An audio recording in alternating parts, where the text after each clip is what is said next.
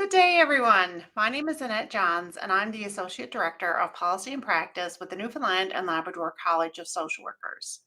We are celebrating week 3 of National Social Work Month. This year's theme, 7 Points of Unity, Many Possibilities, celebrates the release of the 2024 CSW Code of Ethics. This new code contains 7 values that guide ethical, inclusive, and empowering social work practice. In celebration of Social Work Month, I'm very happy to be the moderator for today's National Education webinar, The Link Between Adverse Childhood Experiences and Addiction. Just wanted to note that CSW is also giving away merch to 2 attendees from each of the National Social Work Month webinars. And for your chance to win a free CSW notebook and tote bag, be sure to fill out the survey at the end of the webinar and let us know how you think social work offers possibilities. Today's webinar will be about 90 minutes, which will include a question and answer period. And during the presentation, I encourage you to type in your questions using the question mark icon at any time throughout the presentation, and I'll begin asking them at the end of the formal presentation. So I now want to introduce our speaker for today, Paula Delahunty. While Paula's full bio is on the webinar platform, I would like to say a few introductory remarks. So Paula is a registered social worker here in Newfoundland and Labrador and is the addictions coordinator for Urban with mental health and addiction services with NL Health Services in this province. Paula has worked in the field of addictions both directly and indirectly for 25 years. And over her career, she has worked with individuals, groups, families, and couples and communities impacted by substance use harms and other behavioral adaptations. Paula, I'm really looking forward to your presentation today, and I'm now going to turn the virtual podium over to you. Thanks, Annette. And thank you to everybody who is here today. I'm quite humbled by the turnout and by the number of people who registered for today's session. I will say that we have an ambitious agenda for today, and I hope that we're able to get through all of the content. As Annette said, I've been working in the mental health and addictions field, primarily in the direct addictions treatment arena for a quarter of a century. And certainly, have thoroughly enjoyed the work over the years. And so when I was asked to present on this topic today, I welcome the opportunity. It's a topic that I feel very passionate about and one that certainly is very relevant to the work that we as social workers do. So whether you're working directly in the mental health and addictions field or you're working in some other area of practice, this information is relevant. So as we may know, I guess the first few years of life are really full of many important developmental milestones in terms of our brain, pathways of our brain, attachment, development of coping mechanisms, and, in general, learning how we relate to others and how we relate to stress in our lives. When individuals experience trauma in the early years, they often develop, survival mechanisms that are less than helpful in adulthood. Childhood experiences are powerful determinants of who we become as adults. So in today's session, I'm going to look at focusing on that connection between those childhood experiences, those adverse childhood experiences, and the development of substance use disorders or other types of addictions later in life. And we're going to look at how to implement an ACEs-informed framework into our practice to better support the population of individuals who are impacted. So the link between trauma and increased risk for substance use disorders has been widely documented in research for many, many, many years. And people who have a history of trauma use more substances. They're at a higher risk for dependence, for development of substance use disorders and other related complications in comparison to those individuals who have not had that historical impact of trauma. As social workers, it's really critical that we understand that connection between trauma and substance use and dependence, as well as those other behavioral adaptations like gambling, internet use, sex, a wide variety of other behaviors.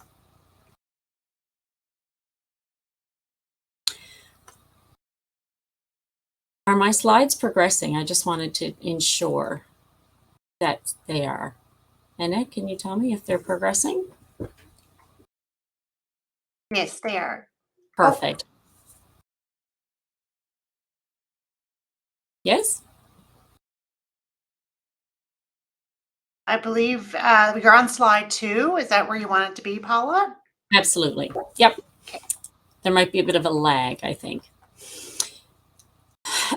So, as I was saying, trauma during our formative years can have such a lasting impact, one that stretches far beyond childhood into adulthood and shapes virtually every aspect of our future, right? How we think, how we feel, how we act, who or what we seek out or who or what we avoid, especially our physical and emotional health.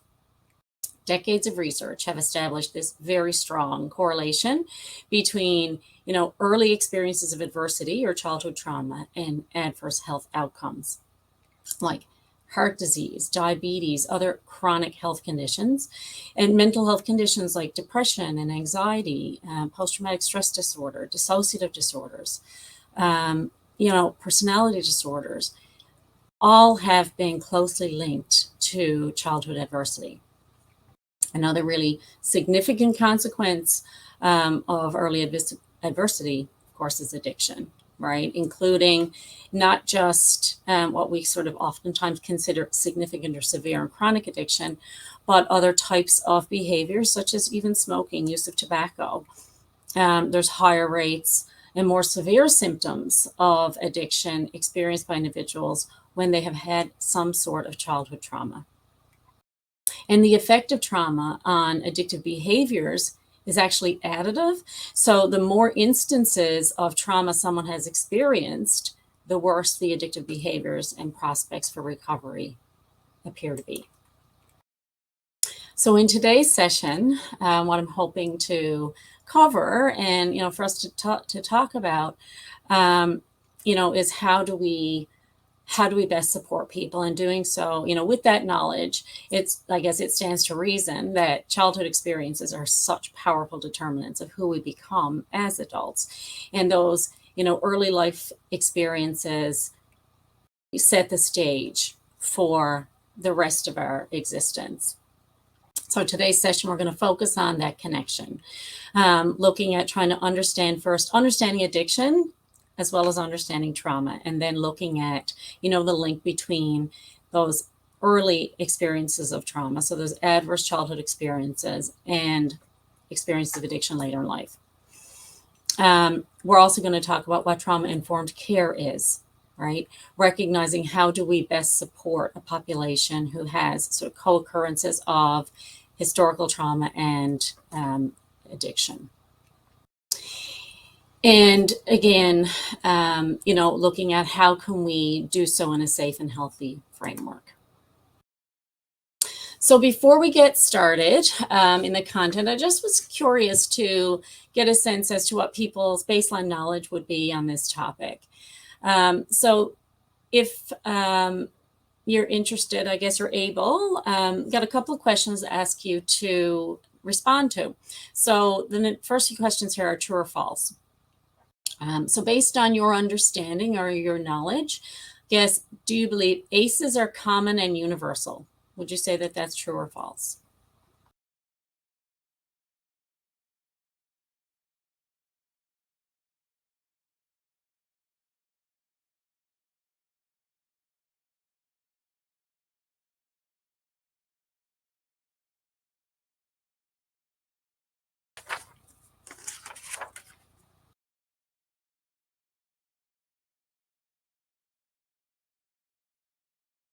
Just give it another second for some more people or for others to respond. Again, true or false? ACEs are common and universal.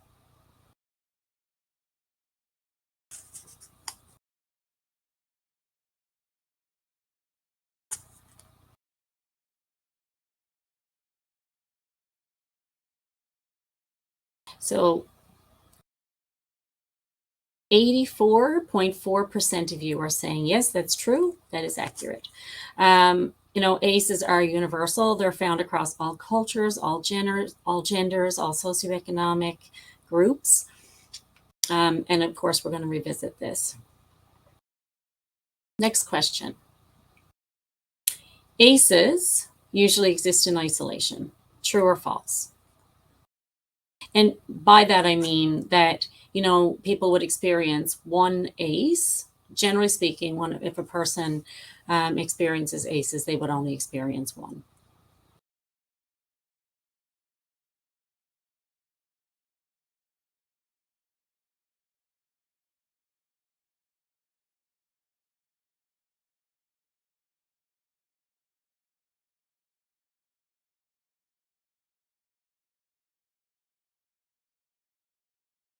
Just another second for others to respond, and then we'll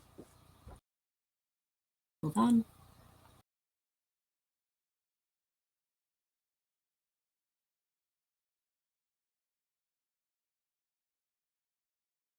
Okay, so the vast majority of you answered that correctly. That is a false statement.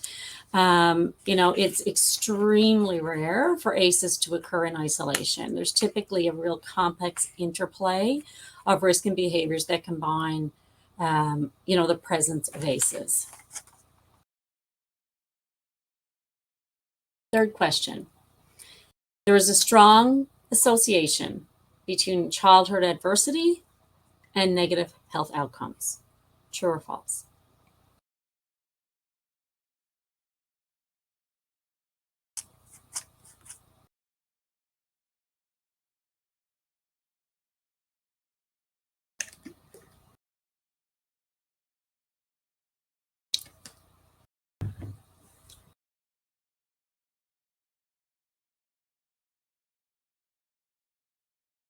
So again, there's a strong association between childhood adversity and negative health outcomes.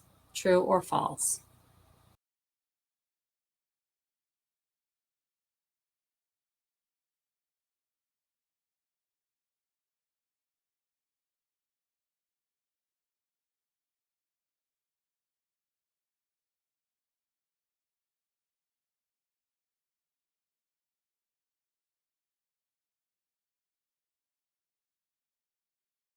Again, over 99% of you answered that correctly. And I think it may be fair to assume that as social workers, we all understand that there is a significant connection between, negative experiences or adverse experiences in those formative years and negative health outcomes later in life. So the last question, before we get into today's content, true or false, there is a clear, that should be dose relationship between the level of exposure to ACEs and the risk of poor health.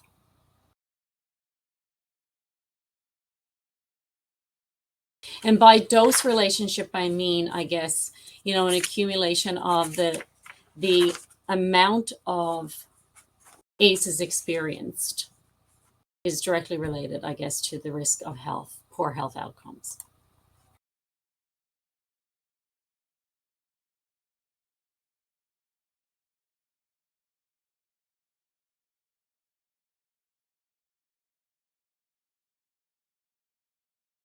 Just give it another moment.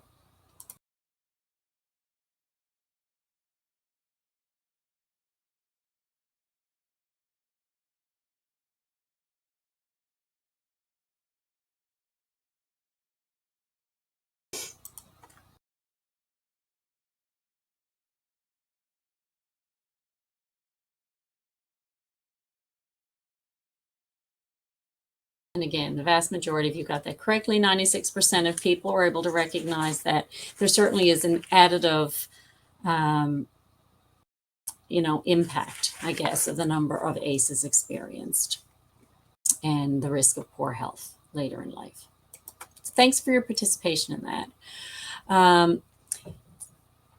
Want to talk just briefly as well around, addiction and substance use disorder. Addiction is often not well understood, even by us as social workers or those of us, in primary care. People with substance use problems or social use disorder are also highly stigmatized, which makes individuals unlikely to volunteer information about their substance use or, be transparent with care providers when asked about substance use behavior, especially if the presenting issue that they're coming to see us about is not specific to addiction or substance use, So the word addiction is often used to refer to kind of any behavior that's out of control in some way. People will describe themselves as being, addicted to television, or addicted to hiking, or addicted to shopping, or addicted to coffee, you know. So, I must be addicted to coffee. I get a headache when I don't have my cup in the morning. But it's also important, or people can say things like, oh, I'm so addicted to Netflix, or I'm addicted to certain show I'm watching. It's also important to recognize, that neither enjoyment or experiencing withdrawal necessarily implies or equates to addiction. The term addiction is commonly used in such a vague way that there's been, a lot of attempts over the years to really define what we mean when we talk about addiction. And so for purposes of today's discussion, I want to ensure that we're all speaking the same language and understanding what I mean when I talk about addiction and when I'm referencing substance use disorders. So for purposes of today, when we talk about addiction, we're talking about a chronic, treatable, yet chronic health condition that is defined by, continued use of a particular, continued engagement in behavior despite the harms, despite the negative consequences connected to that pattern of behavior. And that can be in relation to certain substances. We could be talking about, using alcohol, cannabis, prescription medication, opioids. We could be talking about, benzodiazepines. We could be talking about illicit drugs like cocaine or crack cocaine or methamphetamine. But it's, the key to understand is when we talk about addiction or substance-related harm, it's when we're talking about when behavior of using a substance continues despite harms and a person's inability to sustain change, who maybe have made attempts to stop and have been unsuccessful in being able to sustain those changes in behavior. And again, there's a lot of terminology when we talk about addiction, lots of terms that kind of get used interchangeably. People sometimes will use, and because some of these terms get used interchangeably, it can cause some confusion. So we talk about abuse and addiction sometimes interchangeably, right? But there's a very clear distinction between abuse of a substance and addiction to a substance. So people can abuse a substance without necessarily being addicted to it. So for example, someone can get drunk at a party, consuming alcohol. So they may be abusing alcohol on a Saturday night, but that doesn't make them alcohol dependent, right? Similarly, not everybody who's addicted to a substance abuses that substance. So that's a real common scenario when we're talking about opiates that are prescribed for pain, where people become, physically dependent on the pain relief that the drug provides, but they may not have the psychological desire or need to use, and they may not be using despite negative consequences because there may not be any negative consequence connected. There may be only beneficial, use. Their use may be beneficial because it's providing treatment, providing relief of pain, but there are no negative consequences, even though they may be physically reliant on the substance. So again, just wanting to make sure that we know the difference between those. So also talking about occasional substance use is when, a person is using a substance in a way that does not impact them physically, psychologically, socially, or cognitively in any sort of negative way. And then when we talk about higher risk or harmful substance use, we're talking about when a person is using a substance in a way that there's potential negative physical, psychological, social, and cognitive effects resulting from those patterns of use. As I said, when we talk about addiction, we're talking about like compulsive, uncontrollable, either cravings for a substance that's paired with continued use despite the harms that it may be causing. Dependence, as I said earlier, can be, when we talk about dependence, we often talk about like physical dependence, but that doesn't necessarily equate to addiction. Tolerance is when a person, increases the amount of a substance or the amount of behavior changes over time. So, needing more and more of a substance to get a certain desired effect, or maybe engaging in behavior more frequently would be indicators of an increase in tolerance. And when we talk about withdrawal, we're talking about both the physical and the psychological experience that can happen. But when we think about withdrawal, oftentimes people think about the physical experience of when you're coming down or coming off of a substance and the physical aftermath of that. So as an example, for somebody who may be, experiencing physical withdrawal from a chronic alcohol dependence, that would oftentimes it could look like, anxiety, sleeplessness, sweating. It could, in a severe case, it could look like alcohol withdrawal seizures or delirium tremens. So those would be examples of withdrawal. But some more, I guess, commonplace withdrawals would be a headache or an upset stomach as you're coming off or, withdrawing from alcohol. So again, just want to ensure that we're all speaking the same language and, using the same references. So as Annette said, I've been doing this work for a really long time, quarter of a century, more than that, actually, pushing 27 years that I've been working in the addictions field. And I'm sure you're all there, oh, how can that be possible? Look how young she is. Not chance. Anyhow, I guess through those years and through all the work and the variety of different opportunities and roles that I've had the opportunity and the privilege of being part of over the years, a lot of my work has really focused on understanding how addiction occurs. And I tend to look at addiction as kind of like a puzzle, right? It has a lot of pieces contributing to the bigger picture of what we actually see. So, lots of smaller, more complex pieces that sort of fit together to create the picture that presents itself to us at intake. Or, when a referral comes across our desk, we have a picture of what is happening, but we don't see all of the pieces that needed to fit together in order for that picture to show up in our office or on our desk.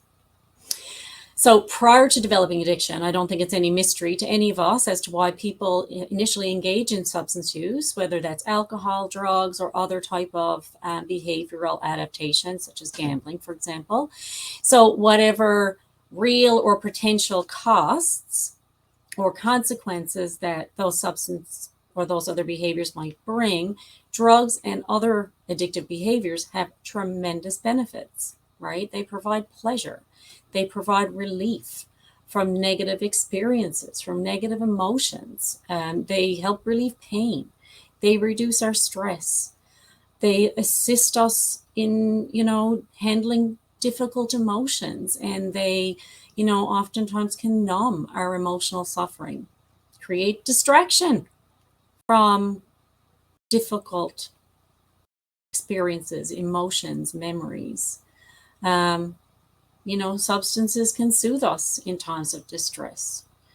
They can, kind of create promise for us, so to speak, for, hope for things to improve. Create positive experiences like social connection or spiritual transformation, right?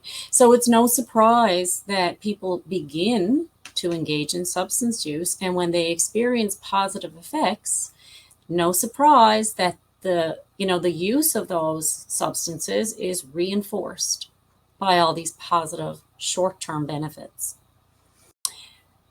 But then by contrast, when we talk about addiction, there's a really strong association with heartbreak and, life-destroying costs, loss of family, loss of friends, loss of employment or housing or security or safety. And in some jurisdictions that criminalize in drug possession, that could mean the cost of, basic freedom.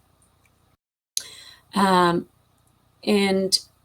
when we look at it in a kind of black and white way, those costs clearly outweigh those benefits, you would think, from a logical perspective, right? But this shift in the balance between, the cost risk analysis, I guess, or the cost benefit analysis, that's what creates that puzzle of addiction, right? So why do people continue to use substances given that the costs outweigh the benefits? And I think this puzzle truly defines, like what addiction is. It's a form of really apparent irrationality. And, there, I guess, it kind of specifies, or what I think, a really good theory or serious understanding of addiction, really what it needs to do is solve that puzzle, right? And explain why a person continues to use substances or engage in addictive behaviors in face of such costs, right? And so for us as care providers, for us as social workers, that means seeing each of those pieces of the puzzle and understanding how it fits in the bigger finished puzzle or the picture that we see. Just for, I guess, to help understand the gravity of this issue, oftentimes over the years as I've worked in this field, I've often heard the sort of us and them mentality, right? Well, that's a them problem, or that's, my family or my community or my friends would never find themselves in this situation. My circle knows better than to continue to use substances despite the harms that it's causing. But the reality is that addiction is a significant problem right across our country. About 21% of our Canadian population will meet the criteria for addiction in their lifetime. That's over 8 million Canadians. And here close to home, for those of you who are joining me from our own province of Newfoundland and Labrador, that means over 100,000 people in our province. We're talking about just over a fifth of our population. The other thing that's interesting to note is this is only, these numbers only capture the people who will be directly involved and sort of meet criteria themselves for addiction. But we also understand that addiction has a very broad impact and has a very significant domino effect, right? So I would suggest that there's probably nobody that's on this call today who is not in one way, shape, or form, either directly or indirectly, has been affected or exposed to somebody who is, suffering or struggling with addiction. So this is not an us and them problem. This is a we problem. This is something that we all need to understand, we need to be aware of, and we need to learn more.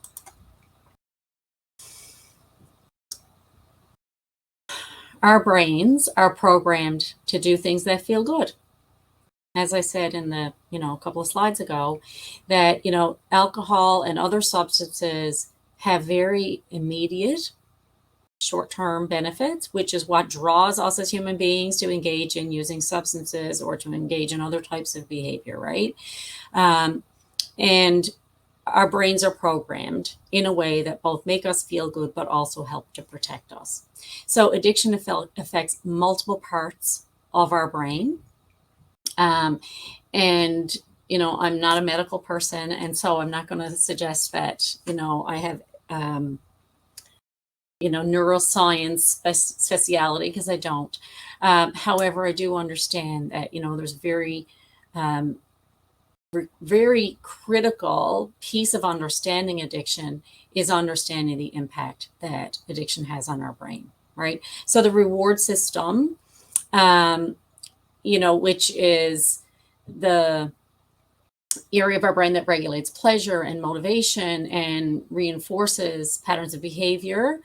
That's our VTA and our NAC. That's the reward system. So the prefrontal cortex processes decision-making and impulse control. Our amygdala processes our emotions, including, anxiety and stress, right? The hippocampus processes memory and learning. And the basal ganglia regulates motor control and habit formation. Addiction is a really complex process disorder, and it involves various neurochemical and molecular changes in the brain. Now, when I say it's a process disorder, it's important to understand that addiction is not an event. It doesn't happen instantaneously, despite some of what myths may exist out there. Addiction is a complex process disorder, okay? And the different types of addiction, depending on, what we're talking about alcohol addiction or drug addiction or behavioral addiction. They have distinct biochemical and biological mechanisms, but they all involve changes in the brain's reward system. Addiction causes significant structural and functional changes in that reward system of our brain, and that's responsive for pleasure, motivation, and reinforcement. And then understanding dopamine, which is the pleasure chemical in our brain. That's that neurotransmitter that's released in response to any sort of pleasurable stimuli. That plays a critical role in addiction. So repeated exposure to drugs or addictive behaviors can lead to changes in that reward system, making it less sensitive to natural rewards and more responsive to drug-related stimuli. And so I guess just to give an example of that as well, like everyday events that give us pleasure, and I'll use an example of, going to the gym or things that make us feel good, maybe not necessarily, what we interpret as pleasure, but they make us feel good, right? So going to the gym, lifting weights, going for a run, hitting a box, a box. So like hitting a heavy bag. Those things would naturally release about 50 units of dopamine. But in comparison to that, doing a line of cocaine, releases about 350 units of dopamine. So we're talking about 7 times the experience of pleasure that's noted by our brain's reward system. And the intensity and the duration of that pleasure experience is much longer and much more intensified, right? So it changes the way that our brain interprets pleasure and reward. Comparatively then, looking at trauma. Trauma is a pervasive problem which results from exposure to, an incident or series of events that are emotionally disturbing or life-threatening, and have lasting effects on the person's functioning, be that mental, physical, social, emotional, or spiritual well-being.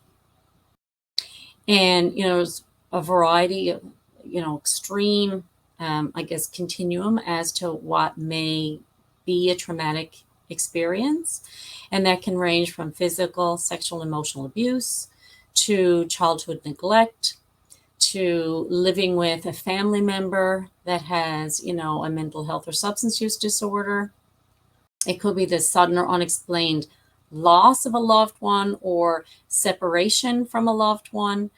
Could mean, living in poverty or racism or discrimination or oppression. It might mean violence in the community. Could mean living through war or terrorism. And also a wide variety of other examples. Those are only a small snippet of examples. And although trauma can occur at any age, it has particularly debilitating long-term effects when it occurs in childhood. So I'm making an assumption, and I don't know if it's a fair one, but I assume that the majority of people who are here today, have a baseline understanding of, the various forms and definitions of trauma. But I guess to ensure that we're all speaking the same language and we're all sort of on the same page of understanding, let's just quickly review. So, while trauma has many definitions, typically in psychology or in social work, trauma refers to an experience of serious adversity or terror, or like the emotional or psychological response to that experience. So trauma isn't necessarily an event, but it's how a person experiences or perceives that event.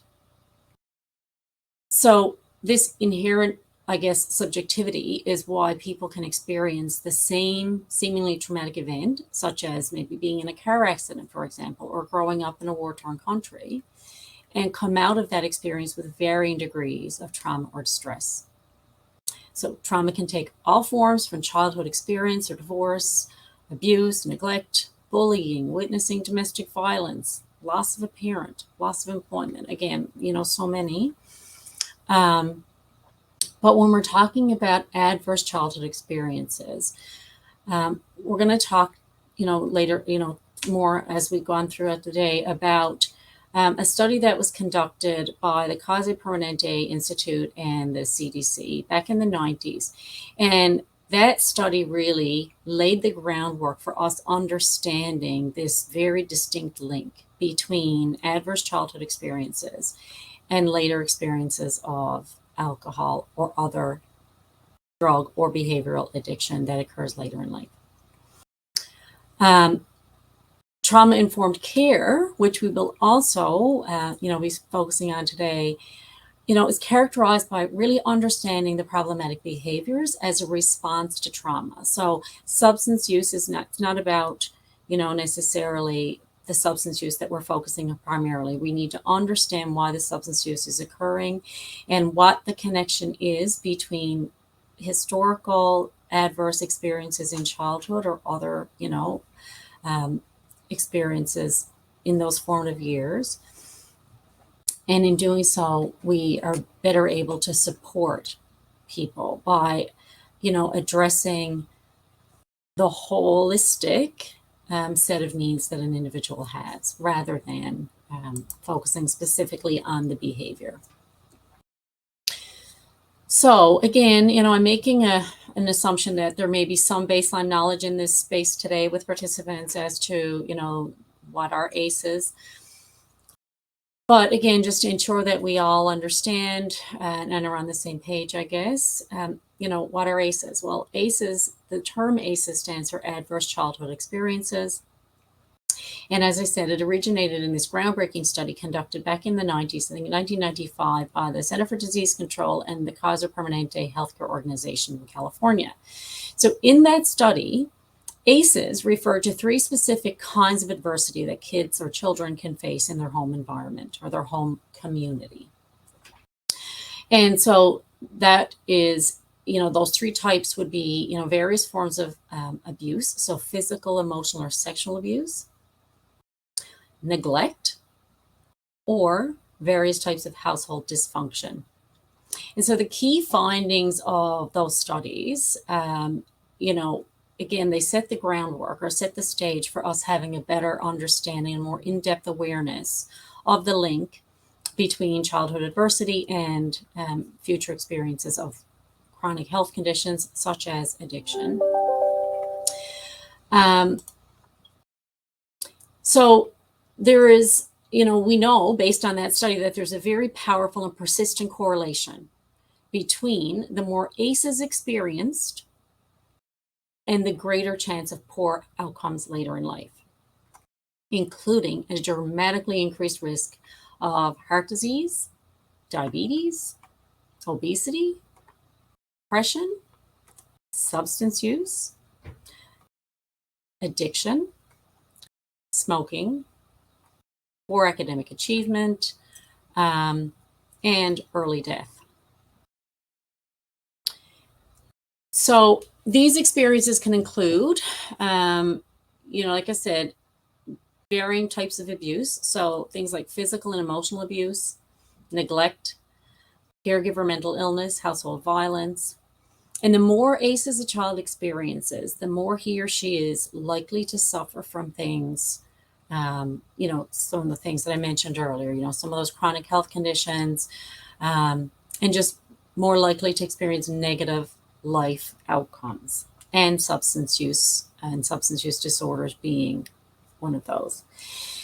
The other thing that the study talked about and looked at very specifically was around toxic stress and how, toxic stress can kind of get under our skin and almost become part of who we are and how we function throughout our existence, well beyond our childhood years.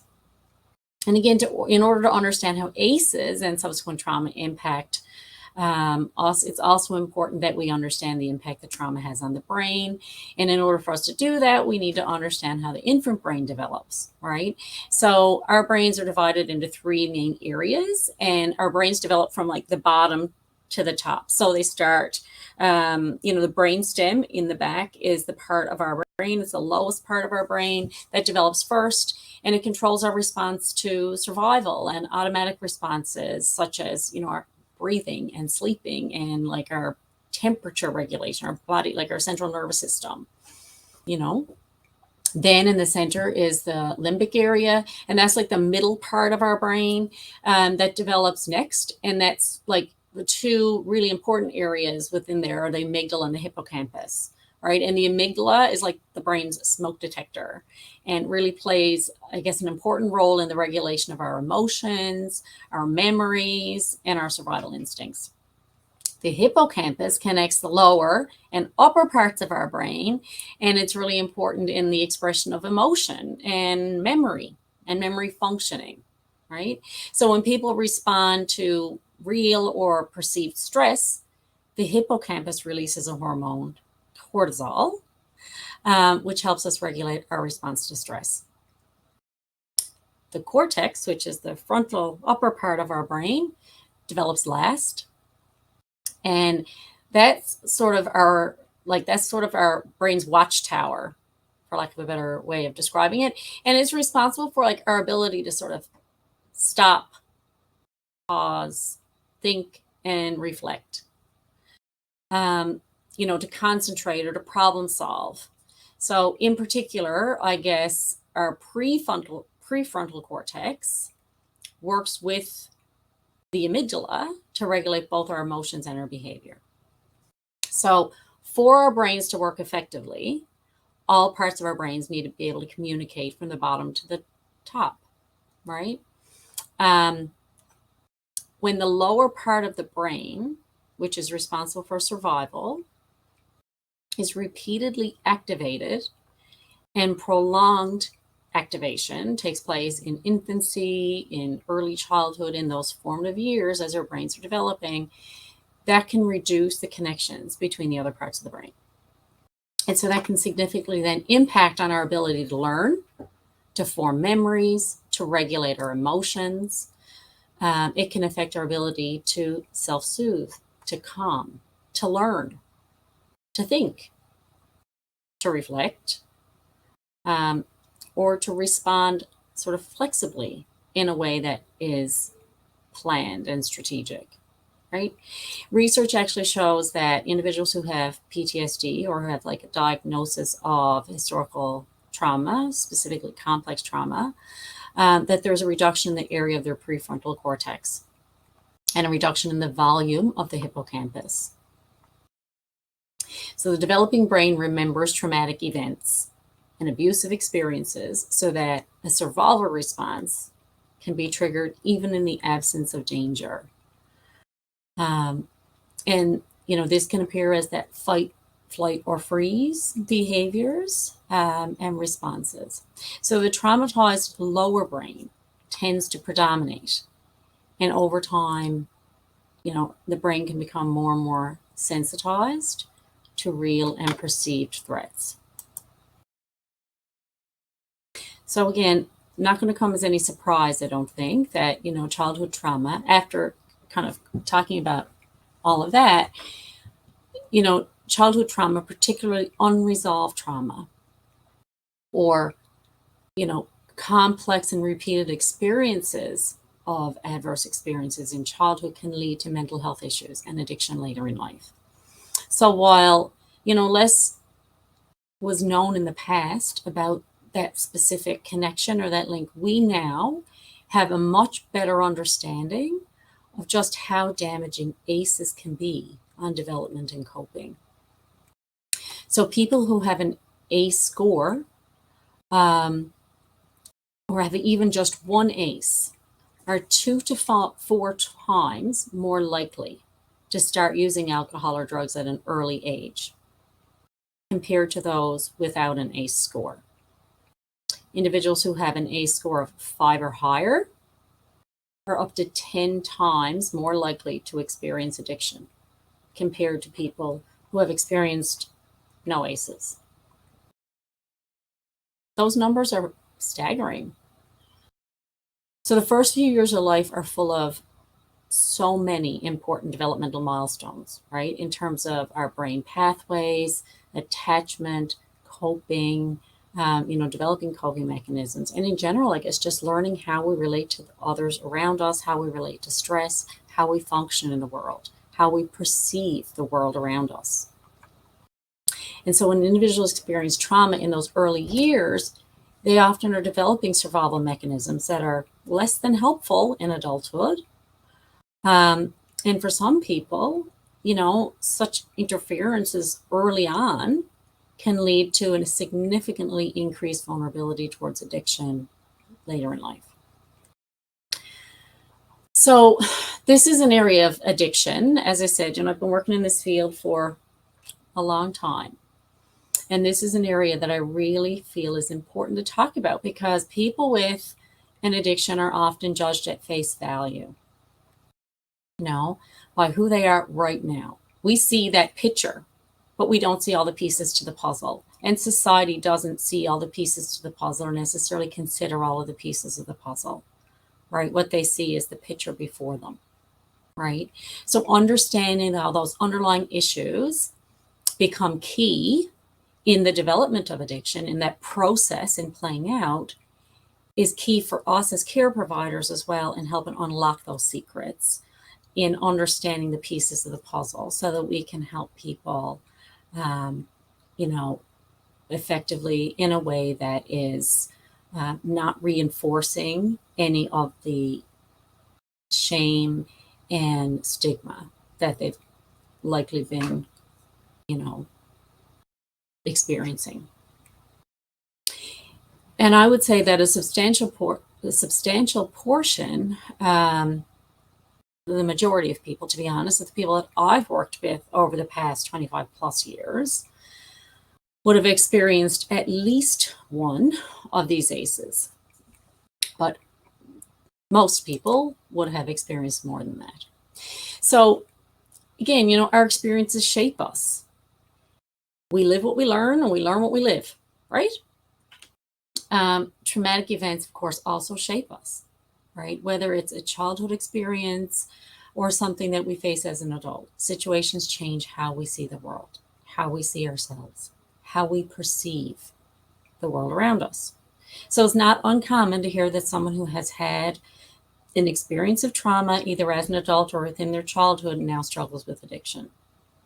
And too often, trauma leads individuals to self-medicating and escaping from pain, be that, physical or emotional pain.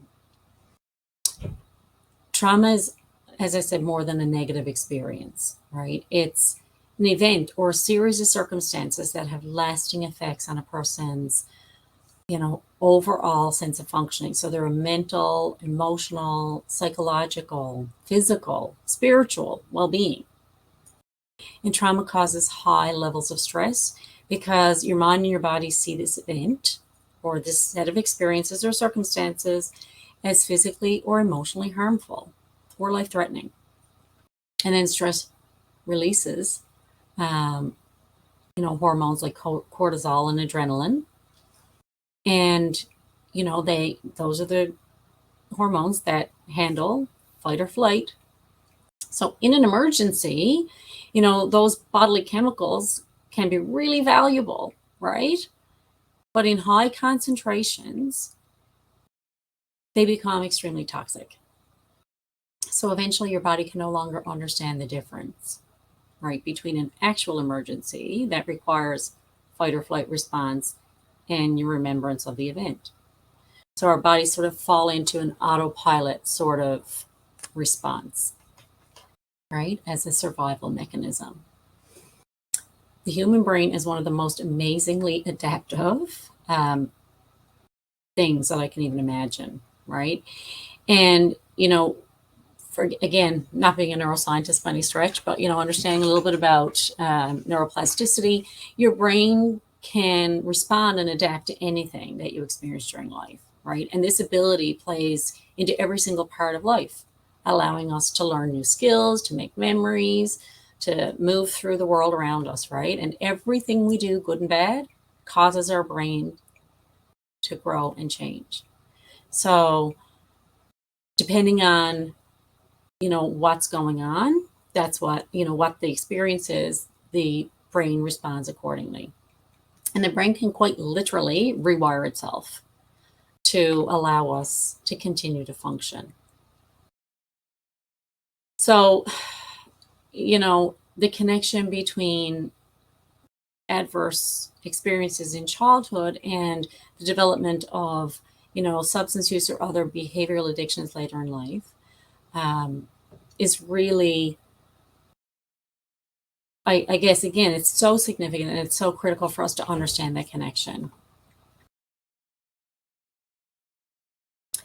So trauma, and I know we're speaking mostly today about childhood trauma, but trauma in general, particularly childhood trauma, of course, impacts the brain that's functioning.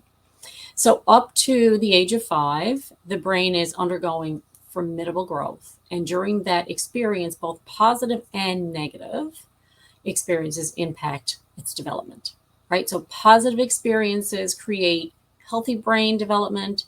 Negative experiences are more likely to create negative brain development or lags in brain development, right? So trauma that's ongoing has been shown to decrease the volume in the areas of the brain that are responsible for cognitive function, short-term memory, emotional regulation. And additionally, then the toxic stress that can damage the nervous system and the endocrine system and the immune system. When toxic stress is persistent, it can, it has an accumulative effect. So it can change the brain structure and the messaging, and even the physical structure of DNA can be changed by toxic stress. So trauma not only hurts when it's happening, but it can go on to wreak havoc all throughout life if it's not processed in a healthy and supportive environment. So when, the processing of that trauma doesn't occur, oftentimes what happens is individuals turn to unhealthy coping mechanisms to deal with that ongoing feeling associated with trauma. And so for some, that might mean using alcohol. It might mean, using other substances. It might mean gambling. That at first might take the edge off or create a distraction to help numb the pain or the feeling of discomfort. But for most people who have at least even one ACE, that can turn into dependence on the substance easier or more quickly, I suppose, which then can lead to addiction. So having even just one ACE increases the risk of using substances in the beginning, and then further increases vulnerability to developing dependence to those substances. So as I mentioned earlier, trauma in adulthood is associated with an increased risk of developing a dependence on alcohol or other substances. And, again, we're going to sort of break that down a little bit further as we continue throughout today. So again, we talked about this already, just to kind of recap. We're talking about adverse childhood experiences. We're talking about, experiences like physical and emotional abuse, neglect and caregiver mental illness. The more ACEs a person experiences, the more likely he or she is to suffer from, chronic health conditions, including addiction or, problematic substance use later in life. And as I said, we know that our brains are being built in stages, right? So with more complex structures built on simpler structures, it's crucial to get the early years right. So if you kind of think of building a house, I couldn't find a house that looked like a brain when I was developing my slides, but if we kind of think of building a house, before we frame up the walls, we need the foundation to be poured. And before the foundation is poured, you need to have the lot cleared, right? Before wiring the house, you have to install the walls and put down the floors. So kind of thinking about our brains being built in sequence. It's similar to, you think about creating a house. So if you build a house that had a broken foundation or had cracks in the foundation, then there's likely going to be problems with the house throughout the existence, through years and years and years and decades to come, right? Because that house never had a solid foundation to serve as a base for its existence later in life, or its, stability later in life. So, we know that a person that has a high ACE score, they're more susceptible to mental health and addictions problems later in life because their foundation was not stable and solid and secure. And just as a side note, for anybody who's interested in learning further about, ACEs and the impact on the brain, there's a really amazing training that's available. Some of you may or may not have already been exposed to it or taken it, called The Brain Story. And it's offered online by the Alberta Family Wellness Initiative. So I strongly encourage anybody who's interested in the brain to, take in that training. Again, I mentioned there's 3 categories of ACEs: abuse, neglect, and household dysfunction. And, again, as I said, the more ACEs a child experiences, the more likely he or she is going to be to suffer from, a variety of health outcomes, negative health outcomes later in life. And toxic stress, as I mentioned earlier, it's kind of like the accumulation of all of,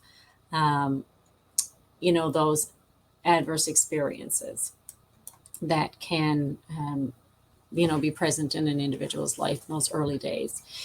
This is the ACE questionnaire, and I won't take time to go through it today, but just wanted to have people, put it there so people have an understanding of what some of the questions are.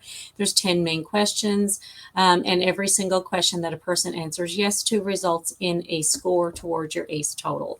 So there's 10 questions. For somebody who answers yes to one of these questions, you would have an ACE score of 1. For somebody who answers yes to 4 questions, you would have an ACE score of 4. Just to kind of give you a visual of what that, what the results of this have told us. So everybody, when you see this visual here, like this is 100 people. This is a visual of 100 people. Everybody in blue, either dark or light, total, have experienced at least 1 or more ACEs. So 61% of individuals have experienced at least 1 ACE. The light blue highlights those individuals who've experienced 4 or more ACEs. So that's 16 people out of 100. And out of 30, 18 have experienced 1 or more. And of those 18 people, 5 have experienced 4 or more. So if you put this into the context of, the people we see day to day at work, at the grocery store, at Costco, it really kind of puts into perspective the bigger picture, right?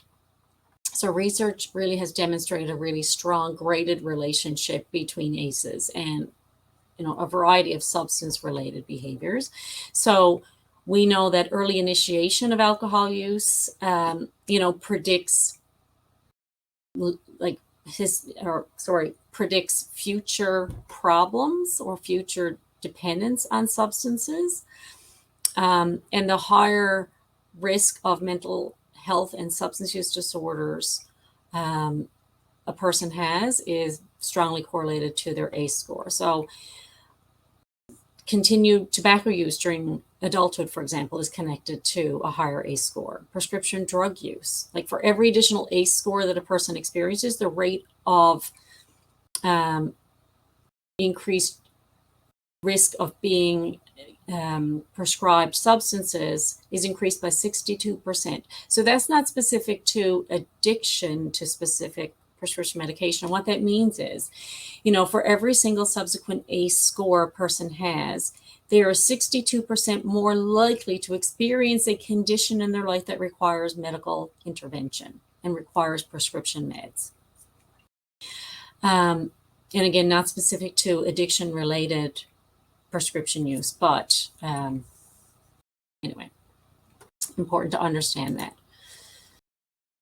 So again, trauma by its very nature renders a person emotionally illiterate for lack of a better way of explaining it, right? So what happens during traumatic experiences really feels out of the norm for someone. And it's really hard to sort of pin down, as the experience kind of is elusive and strange, and we don't know how to integrate that experience into the context of our normal living. So our brain, like any other good computer, categorizes information into, categories and subtypes, right? So, some of those experiences, we don't process that trauma, the result can be really serious and ongoing life complications like anxiety or depression or sleep disturbances, insecure relationships, or not feeling safe within relationships. All of those things can result.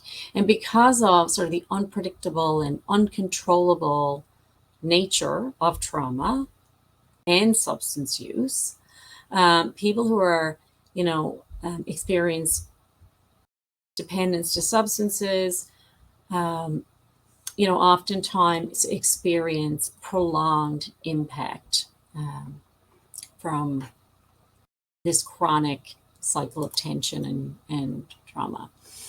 I'm just conscious of the time, so I'm just going to skip forward a little bit. So also there's a real robust correlation, when we understand trauma and addiction, right? And people who are traumatized when they face uncontrollable life events are helpless to affect the outcome of those events, right? So when people suffer deep emotional and psychological pain and are systematically traumatized from living sometimes within addictive homes, right? So after repeated failures and disappointments, and trying to gain some semblance of control, feelings of fear and frustration and shame, inadequacy, guilt, and anger all mount, right? As do rigid defense mechanisms. So trauma can lead to a real dysregulated stress system, which can increase vulnerability to addiction. And then trauma also leads to sort of depersonalization and numbness, which similarly increases vulnerability towards developing addiction. So traumatic experiences during childhood can have detrimental effects on an individual depending on, the type of trauma, the duration of the traumatic experience, the development period in which the trauma occurs, whether or not there's role modeling of substance use or reliance on substances as a coping mechanism is another strong consideration. And so many factors that we need to consider. So the specific impact of childhood trauma is sort of nuanced and complex, yet one common outcome, I guess, is the dysregulation of the stress system. So a trauma-informed approach is really essential for the conceptualization and treatment of addiction.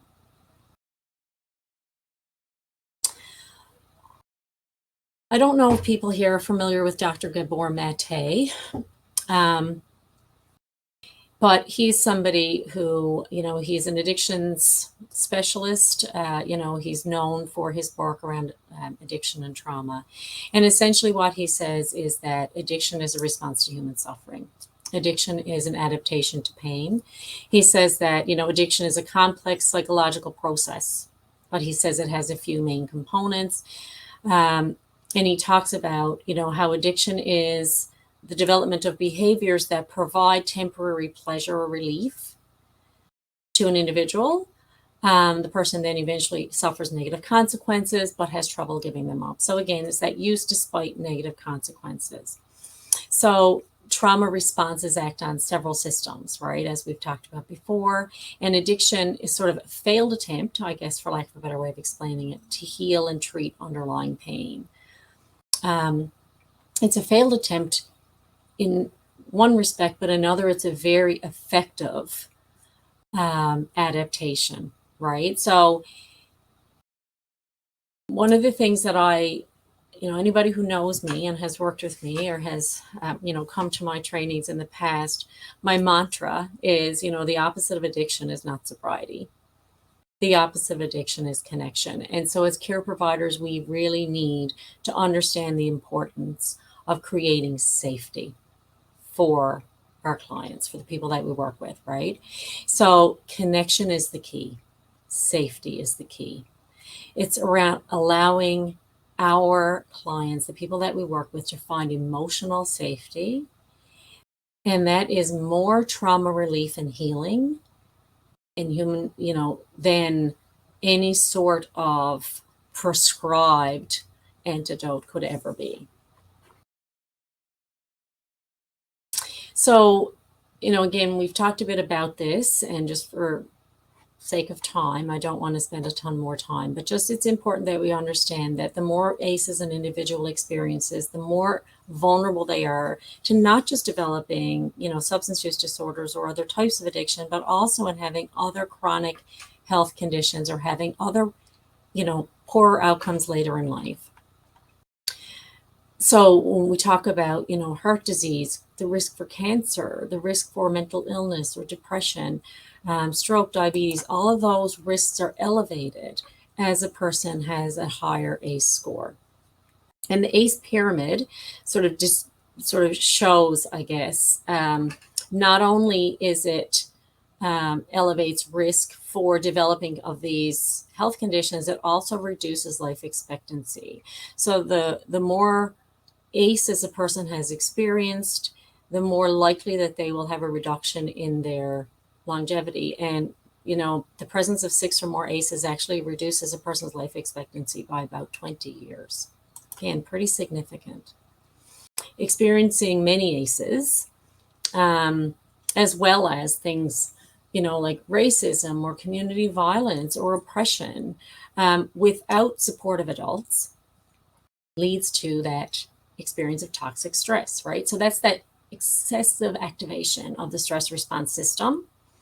And it leads to sort of wear and tear on the body and the brain. And if you kind of think about what that translates to, if you think about what it's like to sort of rev your car engine over and over again, right? That's kind of what toxic stress does to our stress response system. When you're constantly have your foot on the gas and you're, revving the engine over and over again, it takes a toll and it strains the engine's capacity to operate in a way that's effective and helpful. So learning how to cope with adversity is a really important part of healthy development. And so there's varying levels of stress that we all experience in our lives, right? So like there's moderate, short-lived stress that can be sort of positive stress.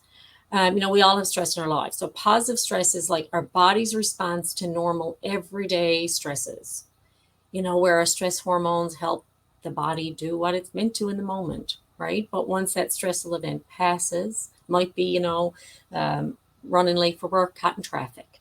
It's a little bit stressful. My body kind of responds, but, once I'm through traffic and I arrive at the office safe and sound, then, everything returns to its normal state. Tolerable stress is, kind of our response to more serious stress that might be more extended. It might be, over longer periods of time. So think about things like here in Newfoundland and Labrador. Back in 2020, we had an extremely heavy snowfall that we called Snowmageddon, where our city shut down. We were in a state of emergency. It was an extremely stressful time for our province, but it was short-lived. We all managed to get through it. And sort of after that time was over, assuming that hopefully most people here, were surrounded by support and caring people in their lives. Once Snowmageddon was over, we could kind of navigate our way through that and get back to being sort of in our normal level of stress. And that was sort of a tolerable level of stress, right? Toxic stress is, as I said before, kind of gets under our skin because it's when our stress activation is consistently activated, right? So experiencing, significant amounts of stress activation or excessive activation of our stress response system, especially in childhood when our brain is still developing, our immune system, our metabolic system, our cardiovascular system, all of those things are affected, right? So it literally, like toxic stress, can get under our skin and change the way our body actually functions.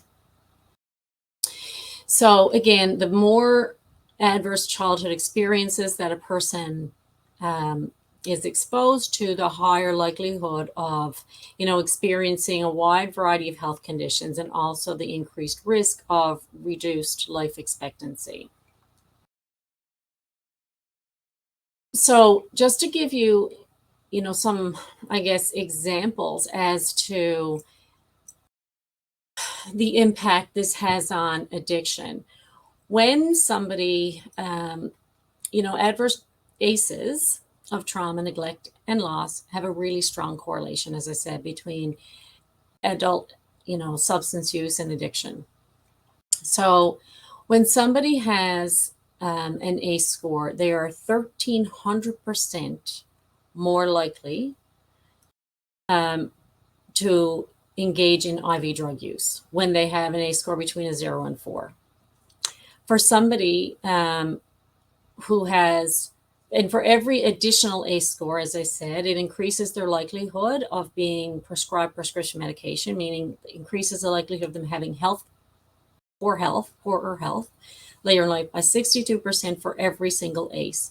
So for somebody with one ACE score, they have a 62% increased chance of being, prescribed medication. For somebody with a score of 2, ACE score of 2, they would be at 124% increased vulnerability of being prescribed medication in life, and so on and so forth, right? So for every additional ACE score, so someone with an ACE score of 10, they'd have a 620% increased likelihood of being prescribed medication, right? So this is very significant. Somebody with an ACE score between a 0 and 4 has a 500% increased likelihood of developing addiction to alcohol, and a 4,600% increased likelihood of men with an ACE score of 0 to 4 becoming harmfully involved with IV drug use. And again, as I mentioned, with a predicted reduction in lifespan by about 20 years.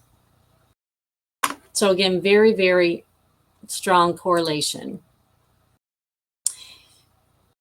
So, there's several pieces and several studies that have taken place past the Kaiser Permanente study that, again, for purposes of time, we don't have time to get through all of them. But I guess that the main takeaway is that we have, a very, very strong evidence base to understand the link between ACEs and addiction. So the more ACEs that occurs, the higher risk, the higher the vulnerability. So let's revisit addiction for a moment. As I said, addiction is a complex process disorder, has a few key components, right? So addiction kind of manifests itself in any sort of behavior that a person finds temporary pleasure relief in, but then suffers negative harms or negative consequences, has trouble giving up, and continues despite those harms. So essentially any behavior that a person finds temporary relief in. That doesn't have to be substance related. It can be a wide variety of behaviors. And early adversity is thought to reshape the brain. Again, we've talked about this, right?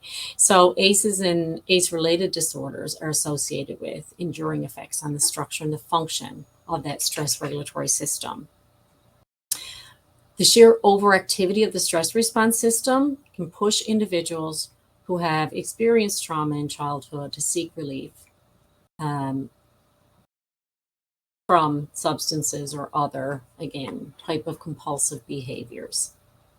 Of course, not everybody who uses substances or, develops an addiction can be assumed to have, experienced some sort of childhood trauma. But we do know that up to about 2/3 of substance abusers are, known to have suffered at least one ACE. So a high proportion of individuals who have experienced addiction will also have had historical experiences of adverse childhood events. So that also means that we as care providers need to understand, how do we not only understand the link, we recognize the effect on the brain, we understand how that impact can be a trigger towards substance use. So understanding what triggers are, understanding the interplay and the connection that oftentimes past trauma and memories of trauma, the emotional dysregulation that can be left over, so that toxic impact can have in, setting the stage for not just, the onset of substance use, but also to relapse from recovery from substance use disorders. So there's both internal and external triggers that can happen. So, internal triggers are, the thoughts, the feelings, the emotions that can, those distressing experiences internally that can tell a person, that they need to use. And then there's the external triggers that can be people, places, things, environments, circumstances, events. As I mentioned before, I really truly believe that addiction is a response to human suffering. And in the absence, we as human beings are wired for connection, right? None of us are meant to operate in isolation. We are built to connect. And in the absence of a safe and supportive connection, we will find connection to other things to soothe and comfort us. Addiction is a response to pain. It's an adaptation. It's a means of survival. It's a means of experiencing relief and, to try to navigate our way through situations and circumstances that otherwise do not feel manageable for us. But if we as care providers, as we as social workers can create safety, if we can create space and hold space for people without judgment, without stigma, without reinforcing the shame messaging that sometimes can be ingrained, from early stages of childhood, then we're, taking appropriate and effective steps in supporting people to heal. And, ACEs and trauma know absolutely no boundaries. I say all the time, I've been doing this work for a long time, and I've had people from every single socioeconomic status, every profession, every culture, every demographic you could imagine, But the one person I have never had come in and sit on my couch or,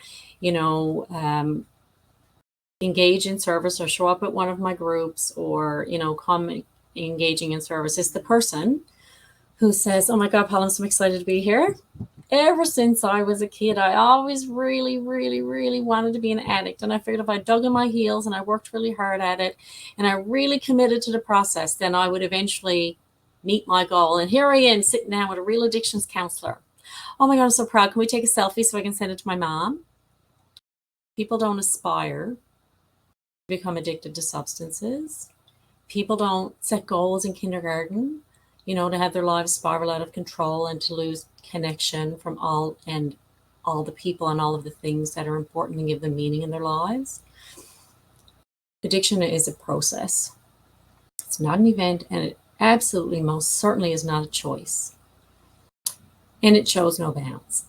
Every single one of us on this earth is at risk of developing behaviors that get away from us. Every single one of us are at risk of, seeking comfort and seeking solace in behaviors or substances that eventually start to provide less benefit and more cost. So we need to remember that we are all in this together, that our families, our loved ones, our clients, our coworkers, we are all at risk. And in order for us to create a safe space for healing, we really need to look at this differently. We need to create safety that does not reinforce shame, that does not reinforce stigma, right? The ACE studies have shown us that, child abuse and neglect is the single most preventable cause of mental illness, the single most common cause of drug and alcohol abuse, and it's a significant contributor to, early death and other significant chronic health conditions. What is amazingly not being taught in our medical schools and not in all of our social work programs across this country or across the globe, at least I don't think, is that, the brain and the impact on the brain early in childhood turns out to be a product of its environment. So in other words, our brains are not genetically determined. How our brains develop and which circuits develop depend very much on our, rearing environment. We say Newfoundland Labrador for anybody is outside of Newfoundland, like how we're raised, how we're reared.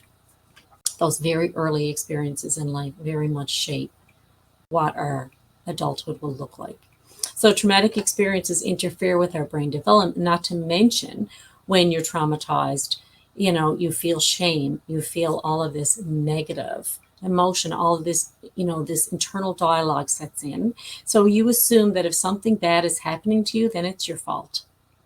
There is deep shame at the very core of the child who was hurt in childhood. And that deep shame and pain and hurt carries through into their adult experience and their adult relationships. Not that it should be, but there is, right? So the shame and the pain and the disordered brain circuitry, they all originate in the childhood experience, but set the stage for the adult experience. Right. So when we look at trauma-informed care and providing, a trauma-informed practice, then we're not merely addressing substance use or addiction, right? We're cultivating resilience, understanding, and a collective commitment to creating a healthier, more compassionate society, right? People make the choices that they do in an effort to manage their trauma, in an effort to manage their pain. And by adopting a trauma-informed lens, we're not merely addressing, the behavior that we see, be that substance use, gambling, we're creating space for safety for people to heal. And if we could possibly suspend judgment and shame and blame and accusation from the whole conversation around addiction, around ACEs, around trauma, and simply ask ourselves and each other, what's going on? Why is it going on? Not what did this person do? Well, why did this person choose? But what happened to this person? And what is my role in helping them heal from that experience? Then if we could do that, then, we're going to make a big difference in the healing that occurs. Again, I'm not going to spend any time on this today, but understanding as well, like how the social determinants of health play into this is also a really critical piece. We're talking about trauma-informed care again, for those of you who are not familiar, we're talking about universal and systematic approach, I guess, to providing services that acknowledges the prevalence of various forms of trauma, recognizing that there's connections between trauma and related health and, other types of problems. And, the relational concerns are sort of discussed universally. So reflecting back on, the height of the COVID-19 pandemic, when we were all taking universal precautions, it's sort of this, look at it the same way, in the same way that we all like put on our masks and we suited up in PPE and we, wore gloves and all of those things to protect from the possibility that there could be, somebody who is infected with COVID and we may be coming in contact. So we took these universal precautions to protect ourselves and protect our clients from the risk of exposure. And we did no harm by, wearing a mask and putting on gloves and wearing PPT for somebody who wasn't COVID exposed, right? And in the same way that we can approach care in a trauma-informed way is that we do no harm by making an assumption that there's a possibility that every person we come into contact could maybe have had a history of trauma. It doesn't mean that people need to disclose the details of their trauma. We do not need to have people retelling stories. It does not require direct treatment, trauma treatment, or disclosure of trauma details for us to take a trauma-informed approach and to provide trauma-informed care, right? So we treat everyone with care and assume they may have experienced trauma, again, just like we would make assumptions in the past that, if somebody potentially was exposed to COVID, we would take necessary precautions. So trauma-informed practice is a fundamental and universal approach that we can take to service provision that recognizes the prevalence of, the various forms and experiences of trauma. So I kind of ask you to consider, as you come into contact with people, as you're working with individuals, and I know I'd be interested, if we have time, to chat a little bit with people around what areas of practice that you're in, whether or not you're working directly in the addictions and mental health arena, or if you're in other types of practice areas. But wherever you work, if we're kind of taking the approach of trauma-informed care, if you envision that every single person that you come into contact with, and that could be in work, that could be the client population that you're working with, or it could be the people you see at Costco or at Sobeys or at your child's soccer game. Kind of envision that we're all carrying around this invisible backpack on our back, right? So our backpacks have been filled with like the unique pieces of the puzzle, those unique factors that shape us, right? The traumatic experiences, social determinants of health, the positive and negative experiences that have shaped us to who we are. Can't see what's in the backpack. Can't feel the weight. You don't know exactly what's in there. You don't know how many items the backpack is carrying. You don't know the weight of any or all of the items that are in there. But if we assume that every single person's backpack is unique, every single person has contents that contribute to what's bringing them with us today, or bringing them to us today, or it's creating sort of that interaction or that exchange between us, it can help us prevent negative impacts and promote healing.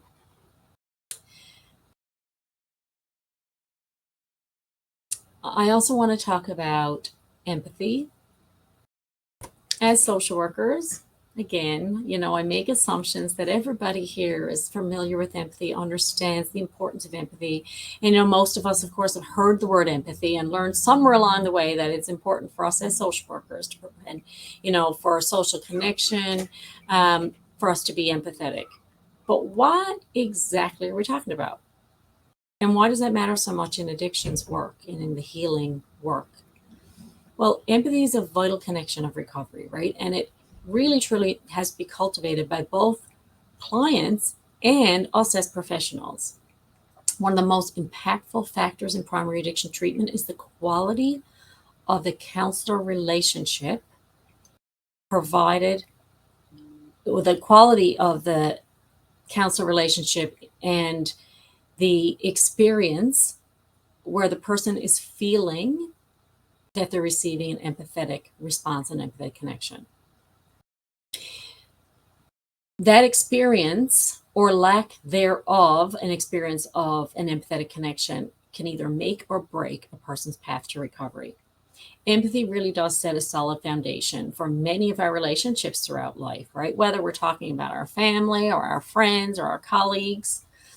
And it really does play an essential role as we continue on our path to help our clients and support them in their recovery and healing. So at its root, empathy, would be described as being able to understand and relate to the emotions of other people, right? It bridges the gap between what an individual learns from us in treatment and how they're able to implement that learning. And it's our ability as care providers to put ourselves in somebody else's shoes. It doesn't mean that we have to have walked the same shoes as them. It doesn't mean that we need to have had the same experience as them. But in understanding the emotional burden that those experiences can create, and the feeling of vulnerability and the sense of exposure that those vulnerabilities create, and our ability to demonstrate to our clients that we understand, even though we may not have walked in the same path as them. Empathy is so powerful, right? And so I kind of challenge everybody to consider, what are some of the things that you can do to increase your empathy as a social worker, as a care provider? Each of us, can probably attest to the magnitude of experiences of being fully known by another person.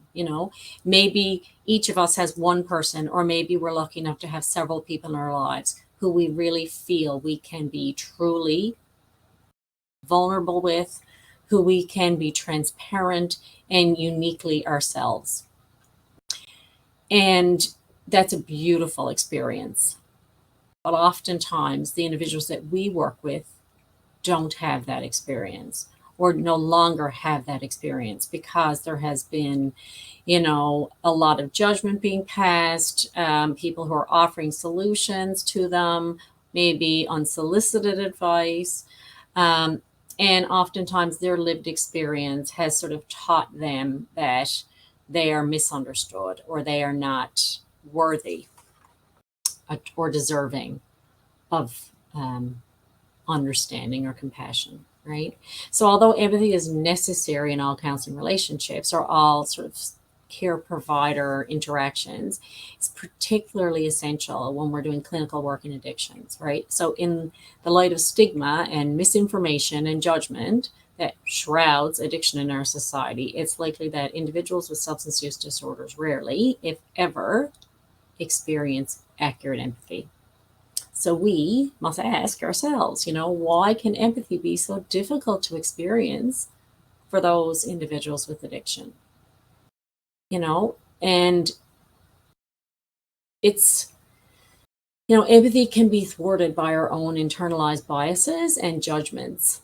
And I think that's, maybe a session for another day, but important for us to be able to sort of check our own biases and our own judgments at the door. And if we do have, preset ideas or preset experiences in our own lives, or preset internalized dialogue around addiction being a choice, or a lot of other ideas that can percolate within all of us, it's important that we kind of assess that. So we need to start with self-reflection, right? We need to understand what our own biases are, what stereotypes, what moral judgments or preconceived notions do we hold about addiction, and where do those beliefs come from? We need to take time to tease them apart and understand our own personal reactions from the reality of somebody who's living with addiction. And we need to begin to listen to understand people, not to evaluate them, right? There's lots of books, lots of resources out there that can help us evaluate. We need to listen to understand. We need to spend time with people with lived experience of addiction, right? We need to allow ourselves to hear the voices and remember that every single person that we work with is an expert in their own life. They might come to us for support or direction, or because they feel that we have expertise in a particular area of practice. But we cannot forget that they are experts in their own lives, and we need to listen to their expertise. And really, like, a little empathy does go a long, long way, right? And despite the many barriers to empathy for individuals who do experience addiction, we can break through those obstacles by engaging in our own self-reflection, in listening to understand people, and again, spending time, and I mean truly actively listening. So these videos, my videos don't work. I do know that I think we're already over time, are we, Annette? So maybe I'm going to skip forward to the end because I don't want, people will have access to these slides. A couple things I just wanted to touch on before we go. And I do want to, again, create an opportunity for discussion at the end if people are willing and able to stick around for a little bit. But again, what can we learn from listening to the voices of people who have, experienced trauma and who have lived with addiction? Well, we understand that adversity is not destiny. Recovery and healing is possible with the right support in the right environment. And that's where our collective power as a society can lie. Our collective power as social workers, every single one of us are agents of change, right? And I would suggest that, every one of us felt some sort of a calling to this area of practice, or, to the practice of social work, because you had an innate desire to support and help and heal and make the world a better place. So we have significant power within us to change conversation, to change the dynamic, to change the approach, right? And trauma-informed care is a way of being with people in the world. It's not about, tick box, or ticking a box, or, having necessarily a very specific outcome. It's about, learning how to be with people in a way that creates safety. And it's, one that builds trust and care. Again, just for purposes of time, again, talking about stigma, right? We want to ensure that we reduce the stigma around drug use, practice using non-stigmatizing language. We want to use people-first language. We want to use language that reflects, the medical nature of substance use, the process nature of the disorder, all of the puzzle pieces that, add up together to give us the picture, to sort of provide the result that we see. And we want to be very conscious to avoid, using slangs and idioms and using, further stigmatizing language. We don't need to always do the fixing.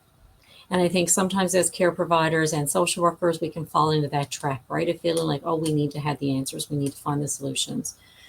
What we really need to learn to do is we need to create safety. We need to be the person who can hold space and quietly remind individuals that they are worthy, that they are cared for, and that they are not alone, and that healing is possible. As I said, we're hardwired to connect with others, right? And in a world where we rely so heavily on, technology and interaction with other people, we're all so much more vulnerable to addiction now than ever, because we are increasingly isolated from each other and from the things that give us meaning. And so if we feel isolated, if we feel disconnected as professionals, as people who have really good support systems usually wrapped around us, imagine how challenging it is for somebody who doesn't have that level of support, that level of understanding, that access to support. And I guess just to kind of provide a positive message, I guess at the end, is that I think, it's oftentimes it's overlooked that the prognosis is actually quite favorable for individuals who have experienced addiction and or ACEs. So compared to many other medical and psychiatric illnesses, substance use disorders are ones that, generally speaking, provide, hope. Between 42 to 66% of people who have a substance use disorder will achieve full remission. And it can take some time to reach that point. And oftentimes, we see the patterns of lapses and relapses occurring that kind of creates this sense of hopelessness.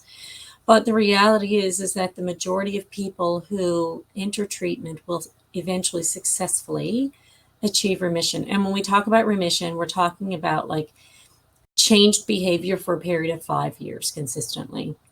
And once a person achieves that remission, they're at no higher risk of relapsing back to substance use or, other behavioral addiction behaviors than any other person in the general public would be to developing an addiction.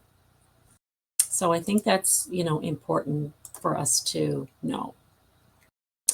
We had one more question, which I don't think it might have somehow got missed. I had asked, It's there, Paula. is it there? I don't see it. Oh, sorry, it's right at the end after my reference. Okay, so before we move to that, I know that we're over time, and I apologize for that. I know we were a few minutes late beginning, but we're also a few minutes late ending. So I just wanted to share with you my contact information for anybody who has any questions, would like to chat further. If you have interest in exploring other learning opportunities that might be available, either through me or my program, by all means. My email address is on the slide there. It's pauladellahunty@gmail.com. Feel free to reach out to me. I welcome, all of your feedback as to how today's session was, whether it was helpful for you or not. If there was pieces that were really helpful, if there was parts that weren't, I love I really try to take feedback that I receive from each session to help build and improve sessions for the future. And one last question I'd like for us to explore together, if I could, is, knowing that not everybody here necessarily, or I guess assuming that not everybody here today is working directly in the mental health and addictions field.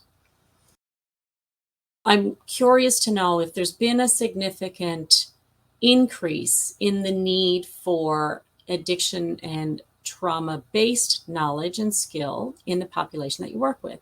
So I wonder, do you feel that, are there knowledge gaps that you currently feel exist for you when you're working with a mental health and addiction impacted population?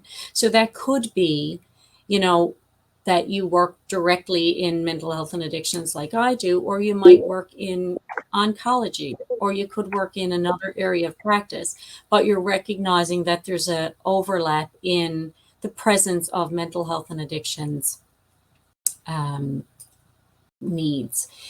And so I'd be curious if you feel that, would there be particular types of gaps in your knowledge that as a social worker in Canada, you feel you would benefit from.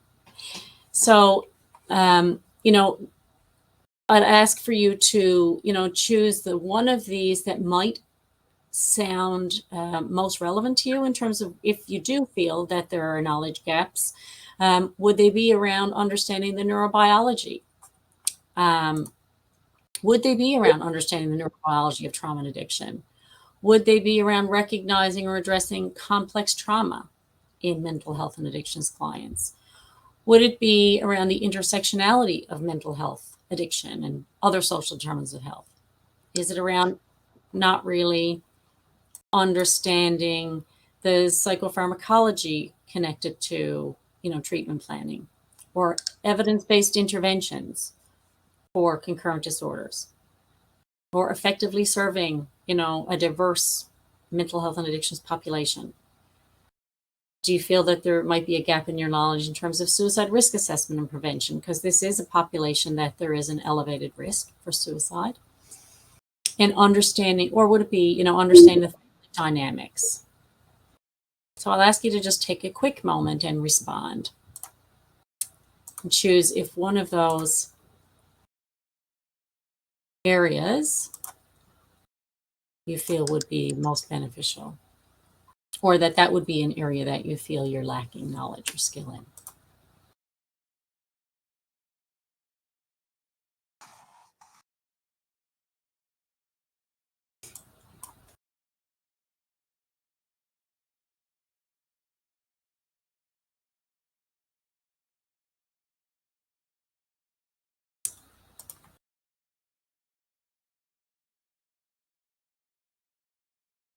So I'm not sure. Annette, can you see if this poll is working? Because it's not looking like it is on my end. Yeah, I'm just gonna try something here now.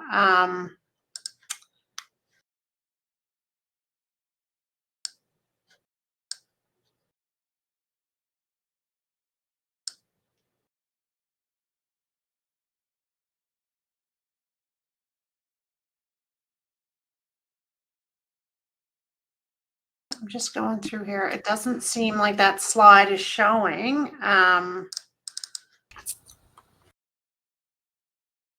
So what slide are you seeing? I'm just seeing it was on your contact information there, Paula. I'm not seeing the live poll there. So there's no results coming in. So I'm not sure if that has been, it's not visible to the audience right now. Okay. I don't know if it's possible for us, Annette, to put those questions in the chat. Might not be. I know we're over time, so. Yeah. I would encourage anybody, who would be interested in kind of sharing, feel free to pop me an email, kind of indicating if there's any of those areas or others maybe that you feel you have a gap in your learning or your knowledge in responding to that population. It should be there now, Paula. Yep, I can see it there now. Yep. Okay, perfect. So I'd ask people if you could just take a quick moment and respond.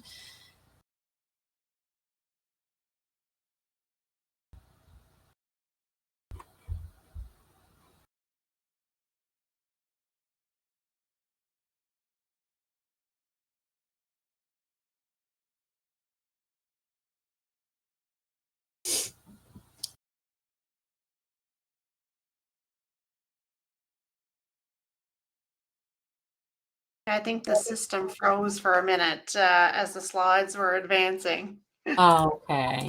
All right. No, it seems to be working there now, which is wonderful. Yes. So we'll just give it a moment for people to get a chance to respond.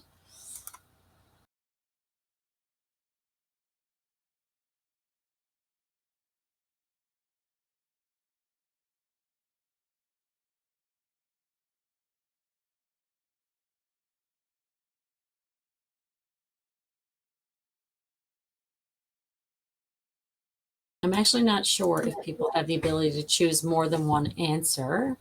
Yes, I do. Okay, perfect. So yeah, so choose all of the responses that feel relevant or that appropriate for you.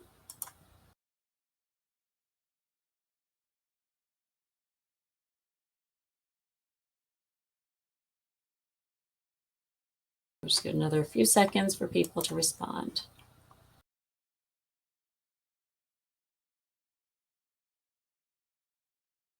Okay.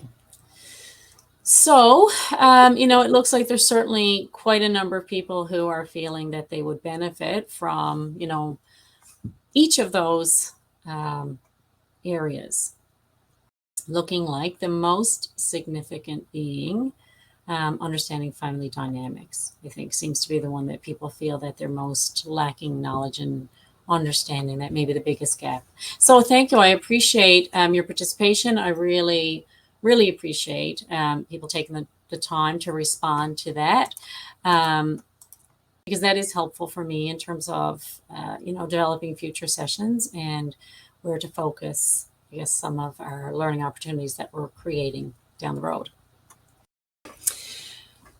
So I know we are way over time. I'm certainly more than happy to stick around for another few minutes if people did have questions. I'm noticing that there's lots of comments and questions.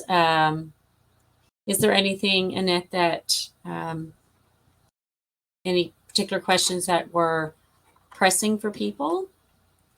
Yeah, I think we'll go through maybe one question that we have here before we finish, in terms of how you apply the concept of ACEs in your work, and do you think it could be beneficial to use them in a psychoeducational format and have service users complete ACE scores and explain the impact those experiences may have had on the development of an addiction?